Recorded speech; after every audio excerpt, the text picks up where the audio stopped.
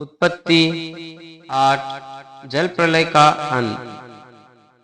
परंतु परमेश्वर ने नूह और जितने बनेले पशु और घरेलू पशु उसके संग जहाज में थे उन सबों की सुधि ली।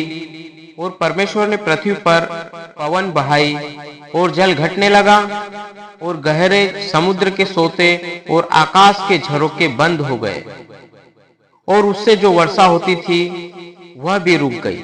और 150 दिन के पश्चात जल पृथ्वी पर से लगातार घटने लगा। 7वें महीने के 17वें दिन वो जहाज अरारात नामक पहाड़ पर टिक गया और जल 10वें महीने तक घटता चला गया। और 10वें महीने के पहले दिन को पहाड़ों की चोटियां दिखाई दी। फिर ऐसा हुआ कि 40 दिन के पश्चात नूह ने अपने बनाए हुए जहाज की खिड़की को खोलकर एक कोआ उड़ा दिया। जब तक जल पृथ्वी पर से सूख न गया तब तक कोआ इधर उधर फिरता रहा। फिर उसने अपने पास से एक कबूतरी को भी उड़ा दिया कि देखे कि जल भूमि पर से घट गया कि नहीं।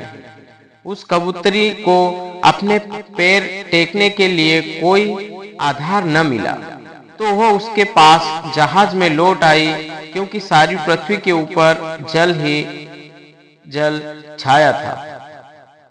तब उसने हाथ बढ़ाकर उसे अपने पास जहाज में ले लिया।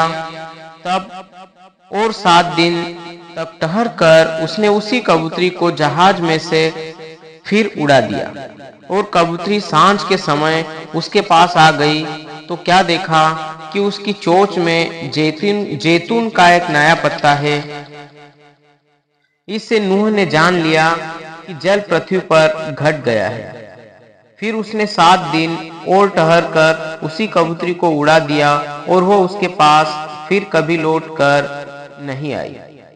नूह की आयु के 601 वर्ष के पहले महीने के पहले दिन जल पृथ्वी पर से सूख गया। तब नूह ने जहाज की छत खोलकर क्या देखा कि धरती सूख गई है। और दूसरे महीने के 27वें दिन को पृथ्वी पूरी रीति से सूख गई।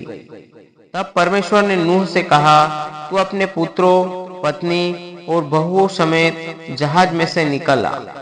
क्या पक्षी, क्या पशु, क्या सब भांति के रेंगने वाले जंतु जो पृथ्वी पर रेंगते हैं, जितने शरीरधारी जीव जंतु तेरे संग है, उन सब को अपने साथ निकाल ले आ, कि पृथ्वी पर उनसे बहुत बच्चे उत्पन्न हो और वे फूले फले और पृथ्वी पर फैल जाए।